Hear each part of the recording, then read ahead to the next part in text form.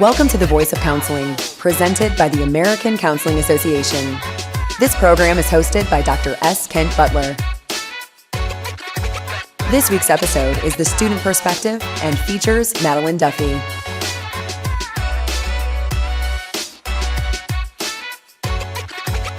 Welcome to the Voice of Counseling from the American Counseling Association. I'm Dr. S. Kent Butler, and joining us today is Madelyn Duffey.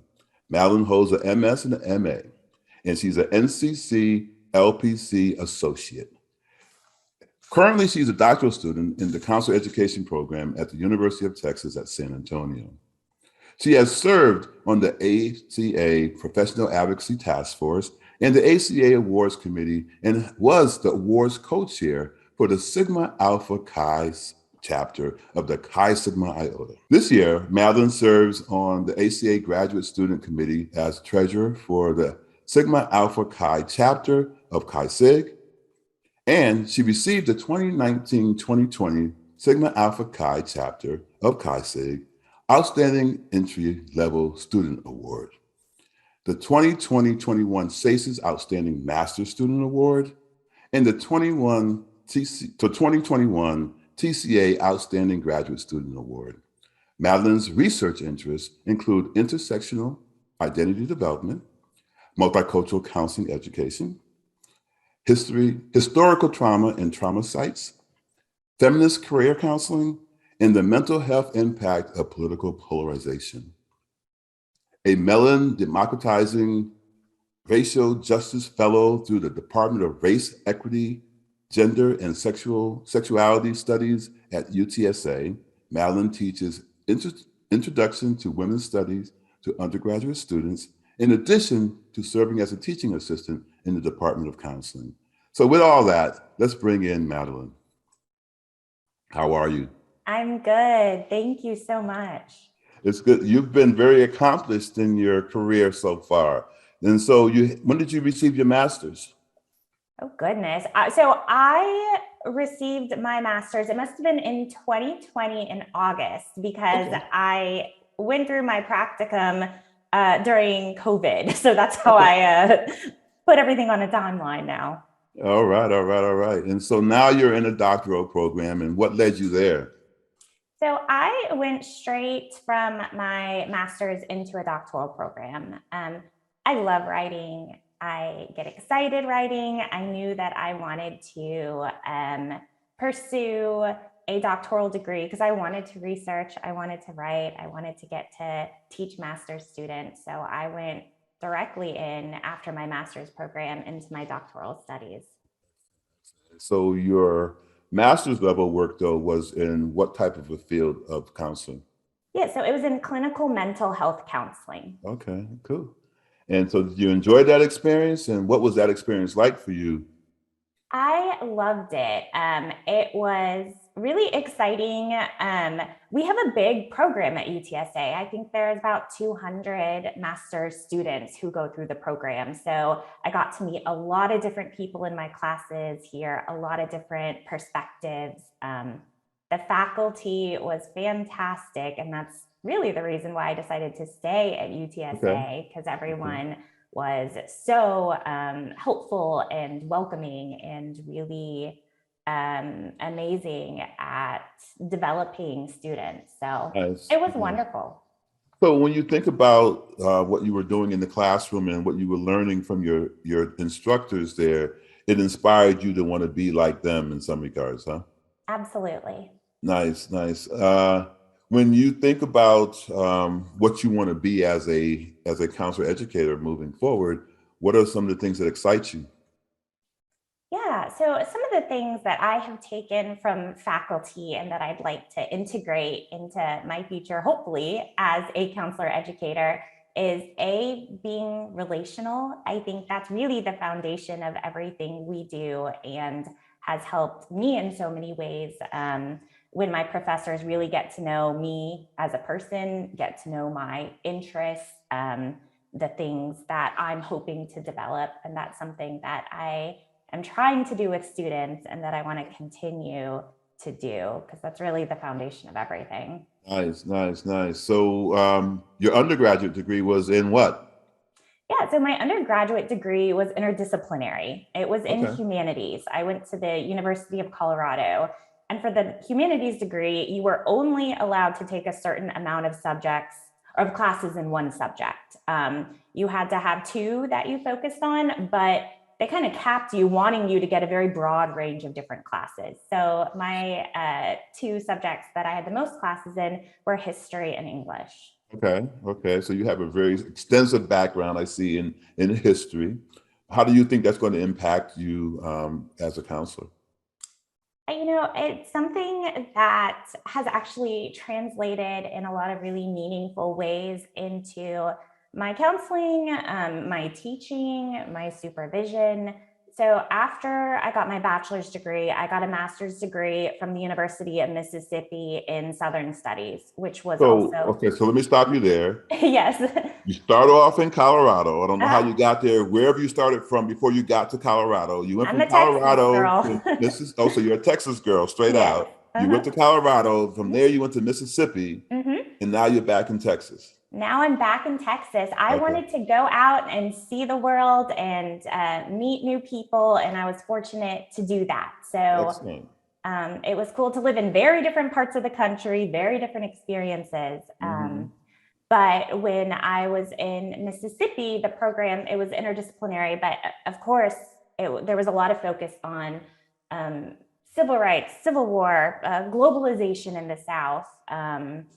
It's the state where Emmett Till was murdered. And all of these things I continue to think about in my counseling, in my research, Okay. as a teacher. The past, as we know, it comes back again and again, and it's really important to have that knowledge and foundation.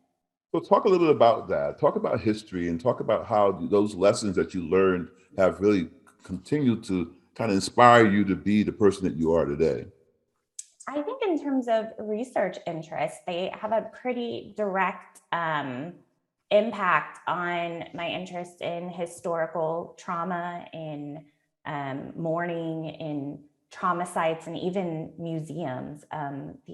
These things that happen historically, but they're never really gone, right? We experience them, people experience them in different communities as they are passed down. And what can we do as counselors to help with healing, to help communities and people who, for many reasons, have not been able to perhaps mourn the way they want to and have experienced a lot of obstacles. So that's something that I really would love to do some research with in the future and get best practices. How can we help our clients?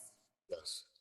So, what was the natural connection from interdisciplinary studies to counseling, or what did you do to connect the two? That is a great question, and one I get pretty often because my background, it's pretty diverse, right? A lot of different interests.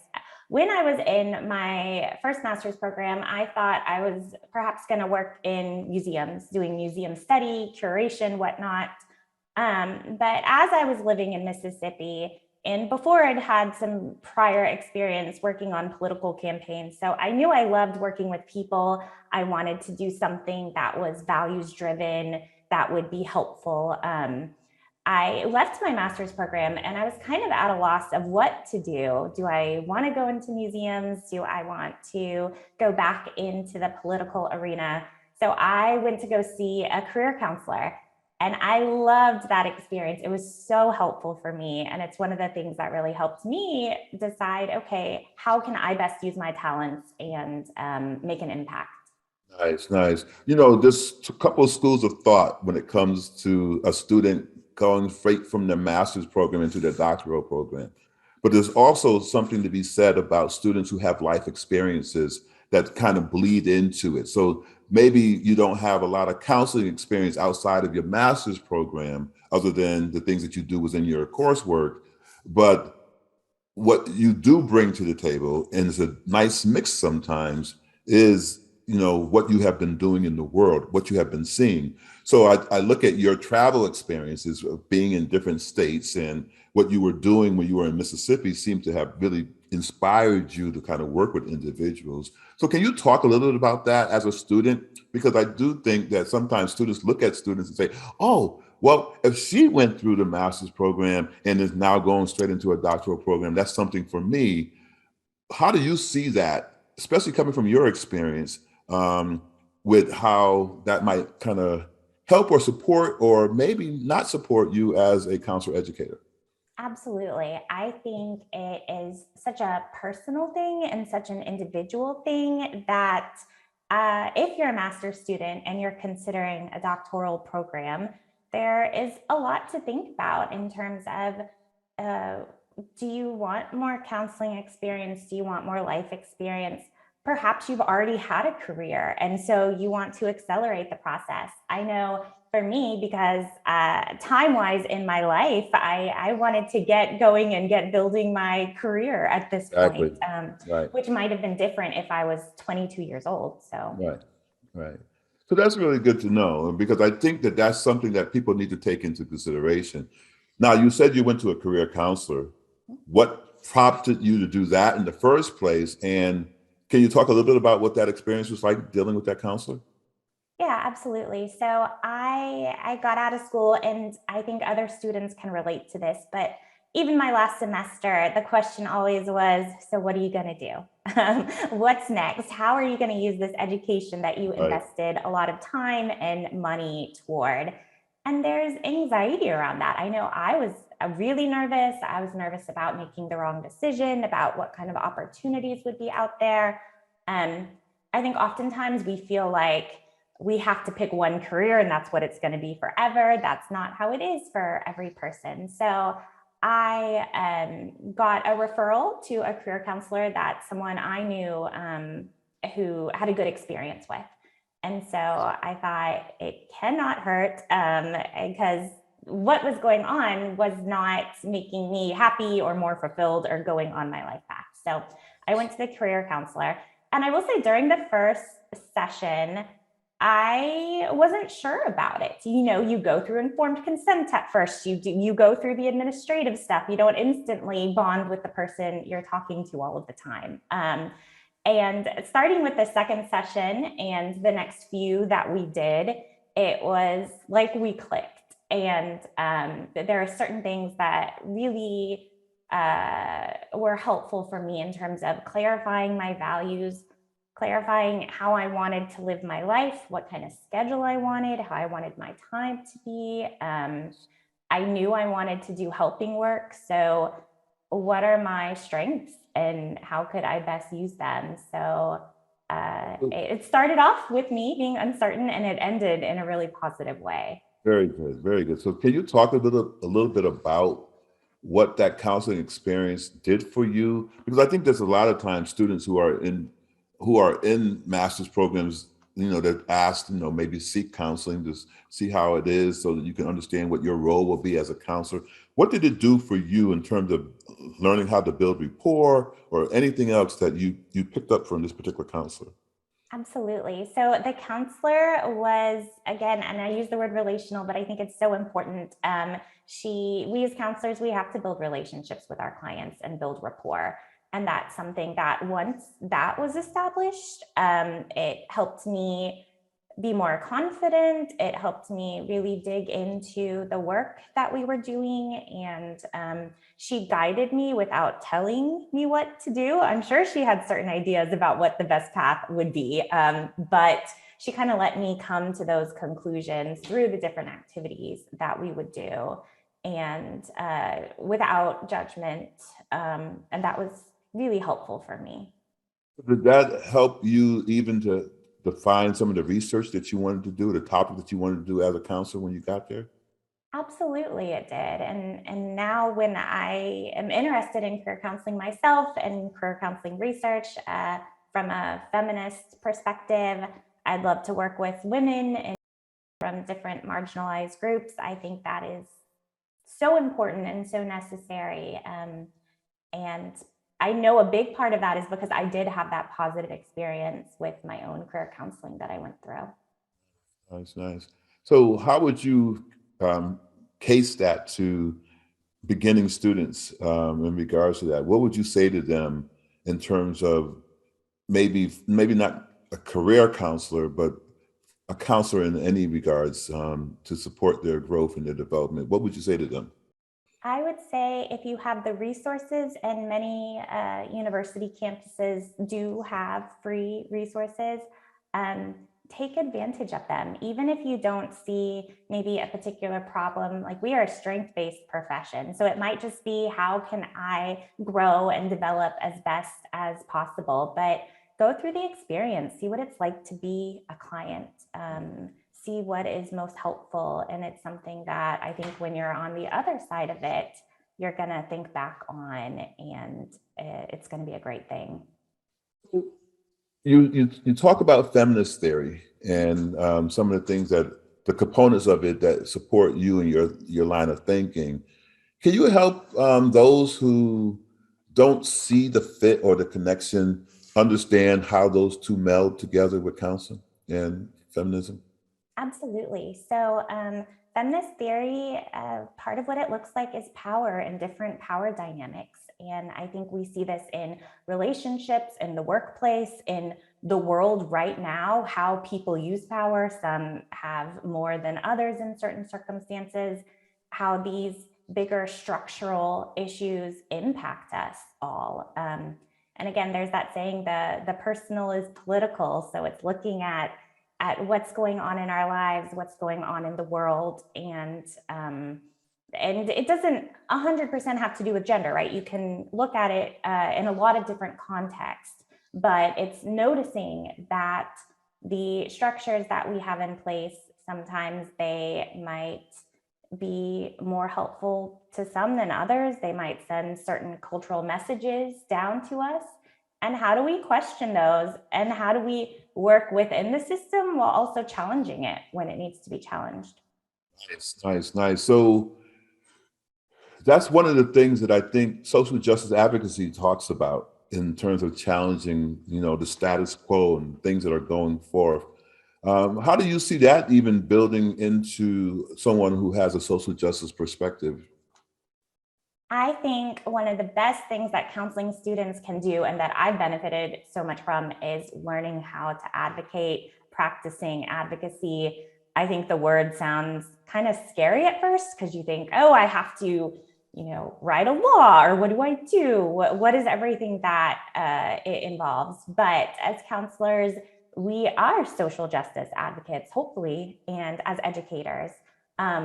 So everything from, having resources for your clients and doing things on a one-on-one level, advocating for your clients, to advocating for yourself and for the profession. And I really think that learning all the different forms of advocacy are super important.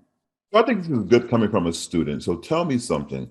Now, I hear a lot of times that people are saying, well, there's not a place for social justice in counseling. Just bring the client in, help them get well, and send them on their way. From your perspective, what is right or erroneous about that school of thought?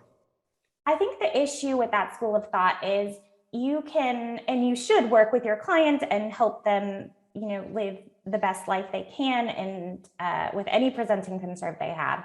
But they're going to go out into a world that is outside of them, right? With structural problems, with issues like racism, sexism, homophobia.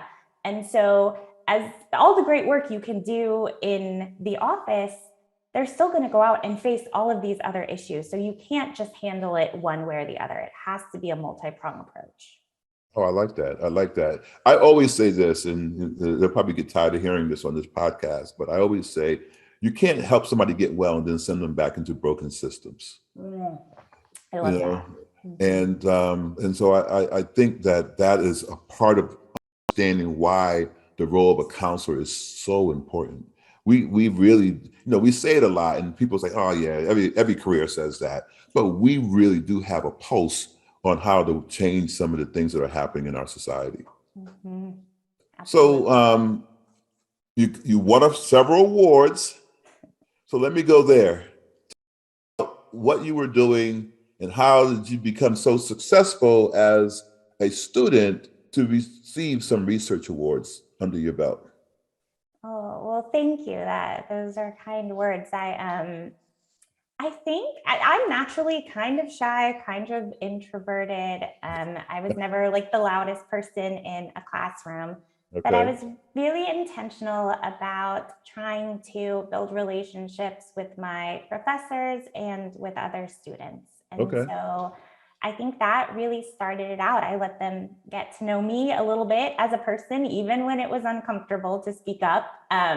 Let them know about my research interests, what some of the things that I was doing. I do a lot of volunteer work and nonprofit work outside of counseling when I have the time. And I think that they picked up on that. So putting yourself out there.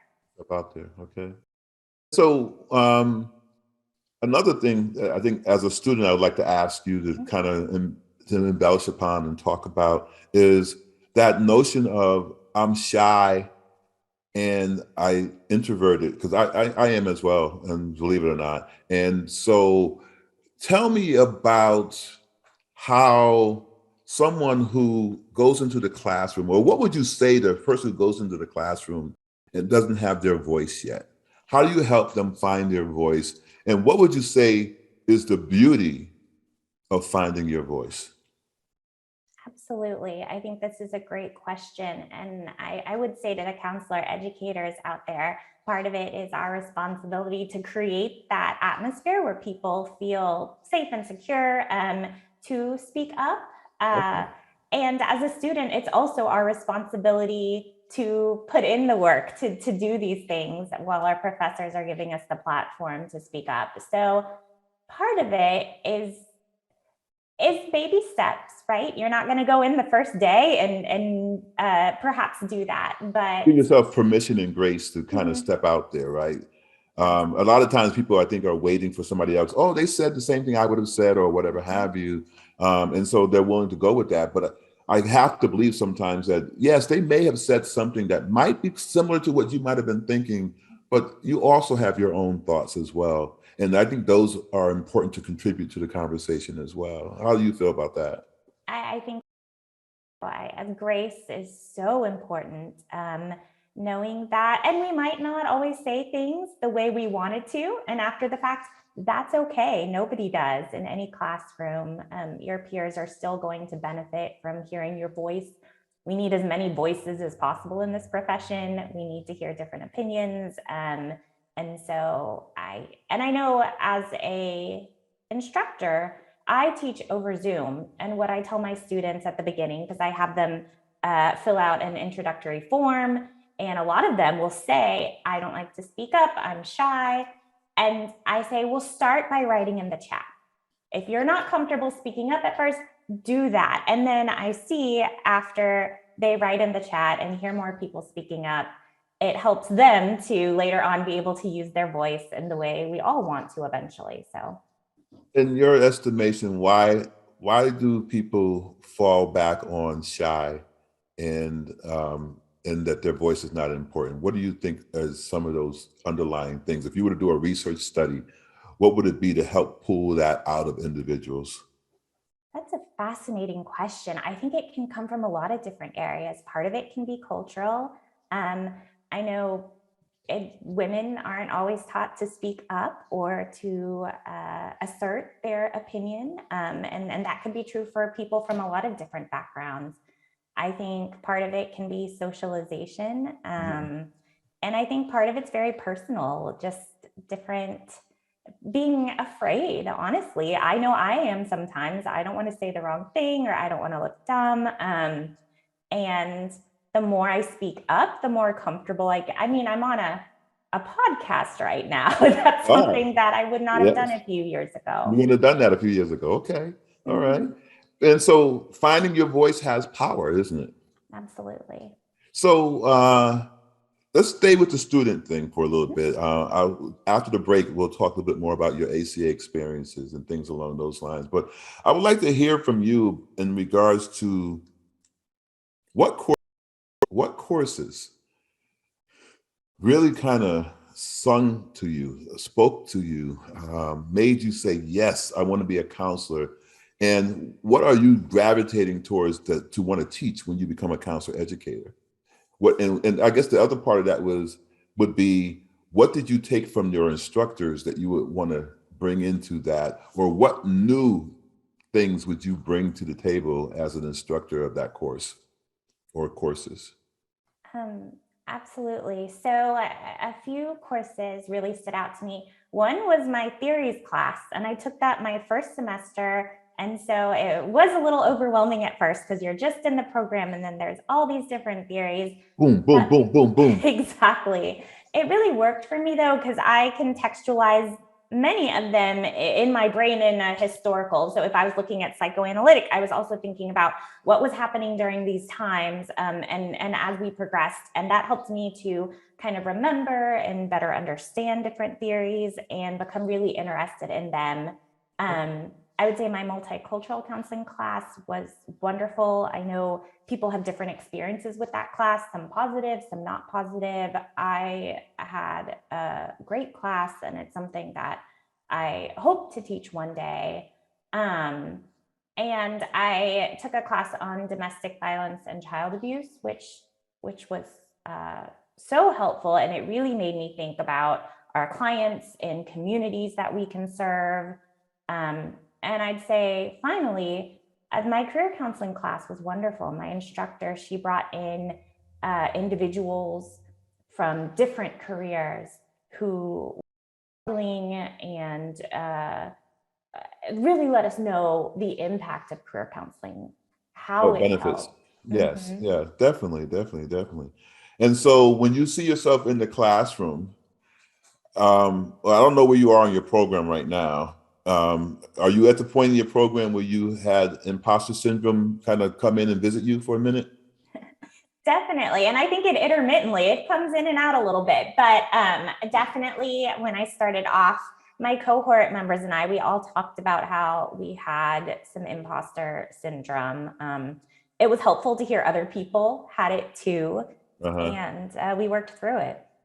So how do you think that would help master's students? How was your experience there? What would you do for master's students who are experiencing the same types of things when they get into the program? I think part of it is normalizing that. Okay. That is absolute. The research shows it. It's something anecdotally that my cohort members and I have been through, and that I certainly experienced in practicum when I first started seeing terrified. And I certainly had imposter syndrome.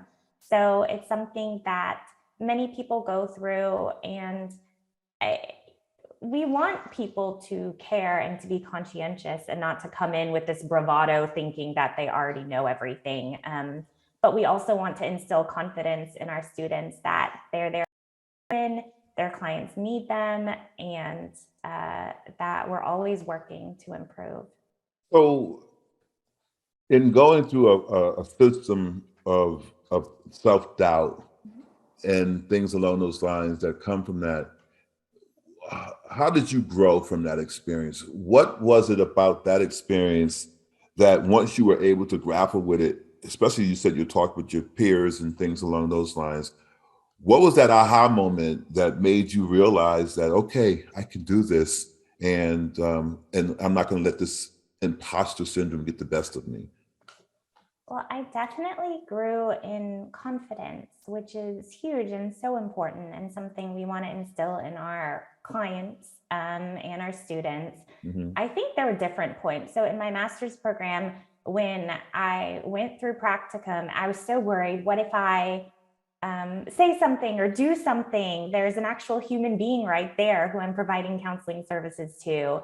Right. So making it through that, mm-hmm. and realizing that even if I wasn't a perfect counselor at that point, nobody right. is supposed to be, it's developmental, right. But that really helped me in internship and later on. Nice. Did you find yourself being robotic, or did you find yourself being able to understand that the book was just a blueprint to understanding how to hang out with a person? I was robotic probably for the first sessions, and then I loosened up a little bit. Then you loosen up a bit. Good, good, good. Well, listen, we are coming to a time for us to take a quick break. And I've been enjoying having the opportunity to talk with you. After the break, I would love to talk with you a little bit more about your experiences with ACA and maybe get a little bit of a sense of who you are becoming as a leader. And so this has been The Voice of Counseling. I'm Dr. S. Kent Butler, and we'll be back with you in a moment. Counselors help positively impact lives by providing support, wellness, treatment. We're working to change lives. We are creating a world where every person has access to the quality, professional counseling, and mental health services needed to thrive. Welcome back to The Voice of Counseling. I'm Dr. S. Kent Butler, and today I'm talking with Madelyn Duffey and having a phenomenal opportunity to talk with her. She's really accomplished a lot in her young career. And so award winner, she's been writing. I believe that she has some publications already under her belt. And so with that being the case, I want to talk to her about leadership and how she's gotten involved in ACA so well as a student member. And so you've held a lot of different opportunities. Can you talk about how you got inspired to be involved with ACA so much? Absolutely. So first of all, I like organizations. I like group work. I like meeting people. So as a new graduate student, I did sign up to be a part of ACA. And one of my professors, Dr. Heather Trapal, she was ACA president while I was in my master's program. And because I had spoken up in class and gotten to know her a little bit, she knew that I had a background where I did work in political campaigns and that I was interested in advocacy. Okay. And so she asked me, and I think a doctoral student in the program, both to be a task force. That's really how I got started. Nice, nice, nice. And then that moved into being a co-chair at one point. What was it like being that type of leader? Because you've actually had that kind of experience already because of your work with the political sphere. So what was it like to be involved in that way? You know, it was really cool in different levels. So for the task force, it was neat because I was a master's student and there were PhDs and professors and clinicians and doctoral students. So I definitely at first had that imposter syndrome, like what can I contribute to Sticker this? shock. Exactly. But it was really, really helpful. And I got to know the chair of that group really well, Dr. Kress. And she's someone who zoomed in earlier at UTSA to give a talk because I reached out to her over email. So Victoria Kress, she is absolutely phenomenal. Yes, yes, yes. Wonderful. So part of that, again, building relationships, getting to know people, seeing how you can be helpful. And I was asked the next year, I applied when the ACA sent out the applications to be involved. I applied to be on the awards committee. And thankfully, I was able to do that. And that was another wonderful experience. About some awards, not only receive awards, but be instrumental in helping someone else to find their promise and also to see that they are being honored for the work that they're doing. So that's great. So we need to celebrate each other. Yes, that's really nice to say. That is really nice to say. So what would you say to students getting involved? Because, it's tricky for some folks. Again, like you said, sometimes students, especially at the master's level, maybe they're still fighting through imposter syndrome and say, well, me be a leader, me be involved. I'm not ready for that. So what would you say to them? I would say that there are so many different types of leadership, and it's important for us as counselors to develop as leaders also. So let's say you have a local Chi Sig chapter. See if they have any leadership options. See if they have committees you can sit on. If you don't want to jump up to running a committee, perhaps you can be part of one. Look around at leaders, see what you like, see what you think you might do different. All of these things help us grow. Yeah. So really early on in your career, you became an NCC. You've been really involved with Chi Sigma Iota, which is a phenomenal organization to be a part of. What other things were you involved with? So for counseling, I've been really involved with ACA, and I love that. I'm a member of some of the divisions, and I'm a member of AMCD. And at one point, they send out a call for people to help review awards, not to be on the committee, but just to review them. Right. And I had the time. So I said, sure, I'd love to do that. And that was wonderful because, again, you may not have the time to have a leadership position or be on a committee, but you can always contribute. You can always give back. And I think really that's what helps us. Yeah. So I can imagine also being in leadership, you've been able to really hobnob and get to know a lot of people in the profession, those who are doing phenomenal things and those who are just hanging out and just being and soaking up all the ambiance of what it is to be a counselor. What's that experience been like? And do you now have people that you can connect with across the globe, or what's been happening in that realm? Absolutely. So at first, I will say it's intimidating. You have people who write your textbooks and the articles. That is cool. Yes. So it's natural as a student to be intimidated, perhaps. A little starstruck. But I found that people are so welcoming, are so friendly. I think counseling as a profession, we are here to lift each other up. So I just had to manage my own nerves around it. But once I did that, I've just had great experiences with people very far into their career who's done amazing things.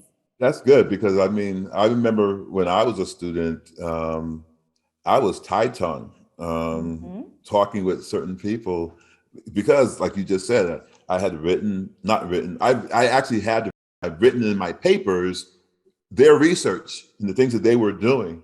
And so to see them in counseling spaces, it was like, it's like seeing somebody that you always see on TV, right? And you're like, yeah, I'm not going to run into this celebrity or this whatever, but there's counseling celebrity out there that you run into at a conference. You're like, wait a minute, I'm only expecting to see you on this book. I'm not expecting to see you in living color. And one thing that the faculty at UTSA does that is so helpful is they introduce us to folks. Okay. So that's like cool. Dr. Hurley, he's one of my professors, and she's incredible. I believe she is going to be on one of these episodes. It has been. I don't know if it's aired yet. I believe it has aired. I don't know. We'll see. I don't remember anymore. I've done so many of them now. Yeah. So yes, Barbara Hurley is a legend. Ethics guru. Yeah, so that's pretty neat. So you have the luxury of being a student during the pandemic. What was that like? It was a challenge in a lot of different ways. So the pandemic hit when I was in my master's program mid-semester during practicum.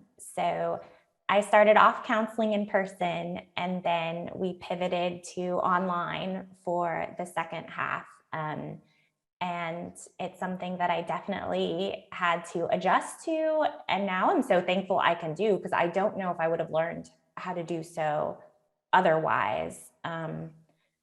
But between worrying about health, worrying about the world, about economics, I mean, it hasn't always been easy. Yeah, I can imagine that. I know that for me, and I think for a lot of my contemporaries, online counseling is kind of or let me put it this way, I'll speak just for myself.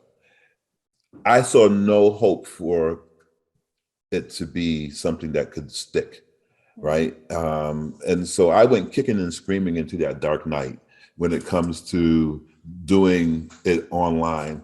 But slowly but surely, even before the pandemic, I started doing supervision and other things online and saw the benefit of it. but it wasn't my first thing to kind of jump towards, because I really like to be in the room with the person and seeing them and talking with them and knowing what's happening with their body language and everything else. But now I'm slowly drifting towards the telemental health. I see the benefit and the beauty of it. But it wasn't I didn't jump there because I'm not a technical person in terms of technology. So it would never been my first thing to go to. So tell me a little bit about how those two things actually did support your growth as a counselor. Absolutely. Well, it reinforced things that we need to be successful counselors in general, which is to be flexible, to be creative, to problem solve. This was just on a bigger scale than I thought I'd have to do. But it also instills confidence, again, being able to get through it, to know you can do it, to gain new skills. We had a very supportive faculty. Yes. And all of that helped. Well, that's great. That's phenomenal. You found the silver lining, so to speak. Absolutely. And for me, the time that it opened up in terms of not having to travel, not having to commute, I spent more time on my own self-care because of everything that was going on. I definitely tried to make the best of a tough situation. Well, actually, I was going to go to self-care a little bit later before we closed out, but maybe I still will. I want to ask you another question first before we go there. Can you talk a little bit about some things that you've learned in grad school that you think would be helpful for other students? Absolutely. So I would say some of the things that I've learned are take advantage of opportunities. If someone wants to do research with you, if someone wants to work on a project with you and you have the time, say yes, even if it's scary, even if it's something you don't know if you can do. They wouldn't ask you if they didn't have confidence in you. What was it like to get asked to be a part of this podcast? Oh my goodness, it was exciting and terrifying at the same time. And my first inclination was to say, I can't do that, but I'm here and we're all growing as students. So take advantage of opportunities, but be intentional is my other word of advice. Don't say yes to everything if you don't have the time. Make sure you do a good job at everything that you can do. So don't overextend yourself. I know in my do that. How does one do that? Speak to that, because I think there's sometimes people get so overwhelmed that they burn out. So how can you be more intentional that way? You have to practice saying no. And it's hard for me to say no. I know at my program, there's a ton of opportunities that come up to TA for classes, to do different things. And so I want to say yes to every email that comes through, but I stop. Before I write an email, I stop. I say, can I do this? Does it align with what I am trying to do with my mission, my life, all of these different things? And pause before I say yes to things. And then be okay saying no, because whoever is giving you the opportunity wouldn't want you to do it if you can't. Nobody wants someone to be in a bad spot. So yeah, and I think you can say no in a way that you don't burn bridges as well. Absolutely. Mm-hmm. So that's really important as well. So in the last moments that we have together, let's talk about self-care. Mm-hmm. You look like a person who knows how to take care of themselves. So what are you doing to make sure you don't burn out? So growing up, I played tennis almost every day. That was my thing. I stopped playing when I went to college and hadn't really played since then. Okay. And over the pandemic, that's something that I picked back up, where you could be apart from someone. You sure could. All you had to do was go outside. And it has made me so happy. I get such joy being out there. So I try and make sure and play at least once or twice a week. Craft out time.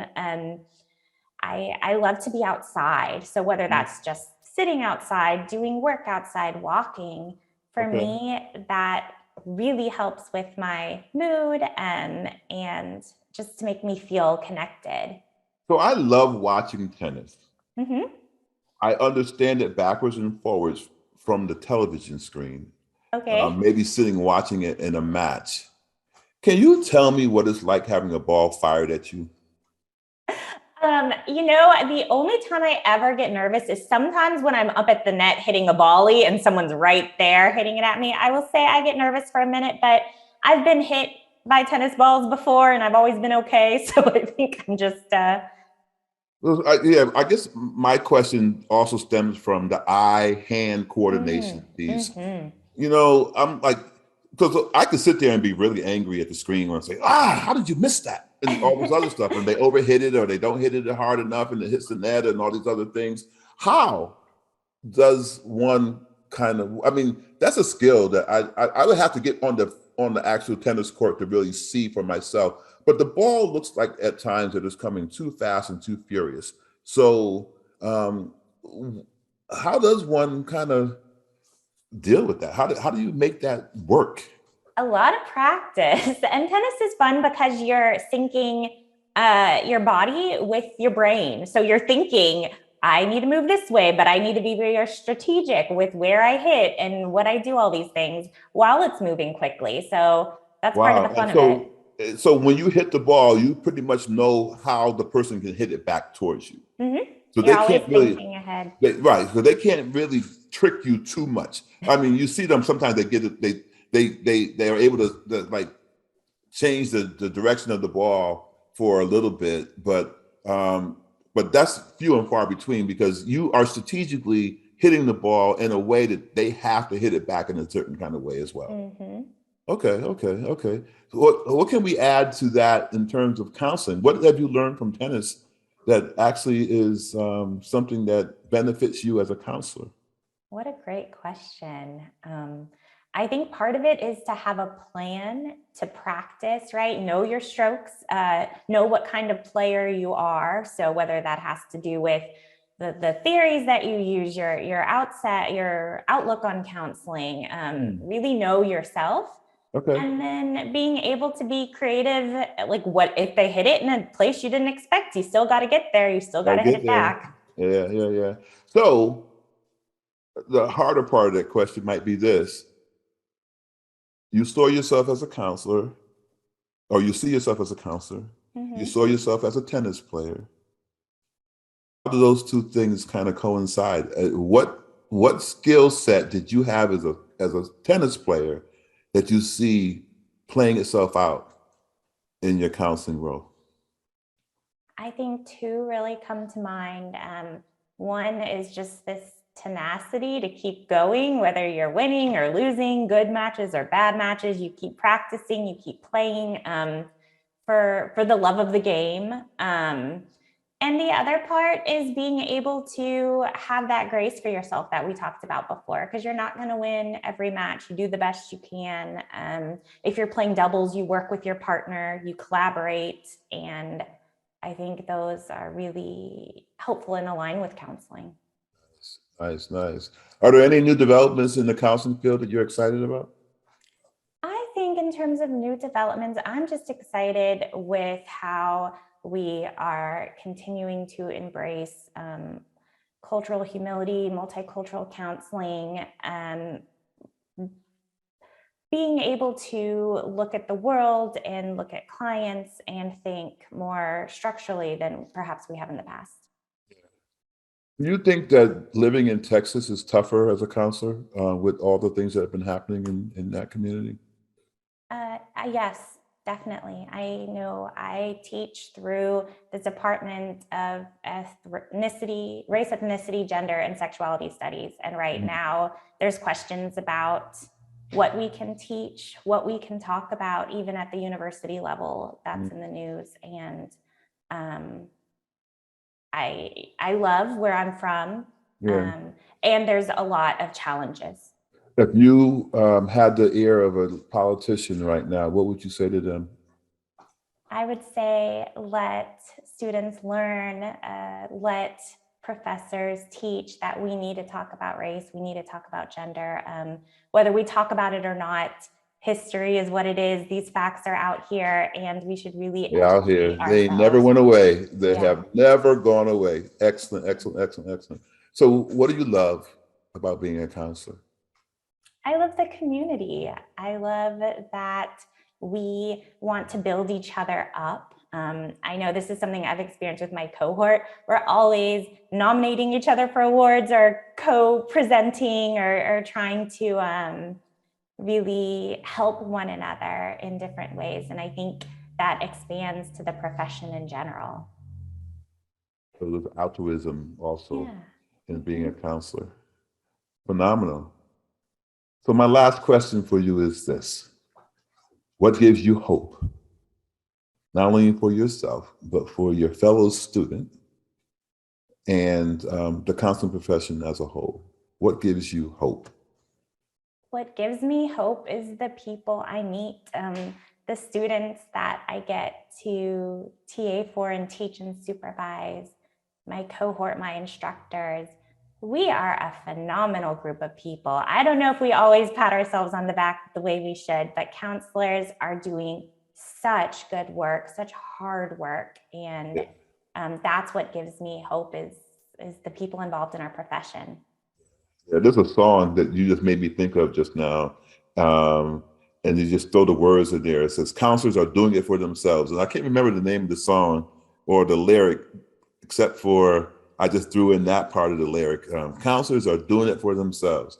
And so thank you for this. Thank you for having the opportunity to come out of that shyness and to take on this opportunity to be on the podcast and to share your wisdom. It's great hearing from a student and a student's perspective on the counseling community. So it's been fun. So any last words coming from you, Madelyn? I just want to say thank you so much for having me, and for all the students out there. Y'all are doing a great job. Keep going. Keep going. Thank you so much. This has been The Voice of Counseling. I am Dr. S. Kent Butler, and we've been here having a phenomenal day and time with Madelyn Duffey. Thank you for your service, Madelyn. Thank you for what you're doing in the profession. And we'll see you all next time. ACA provides these podcasts solely for informational and educational purposes. Opinions expressed in these podcasts do not necessarily reflect the view of ACA. ACA is not responsible for the consequences of any decisions or actions taken in reliance upon or as a result of the information and resources provided in this program. This program is copyright 2022 by the American Counseling Association. All rights reserved.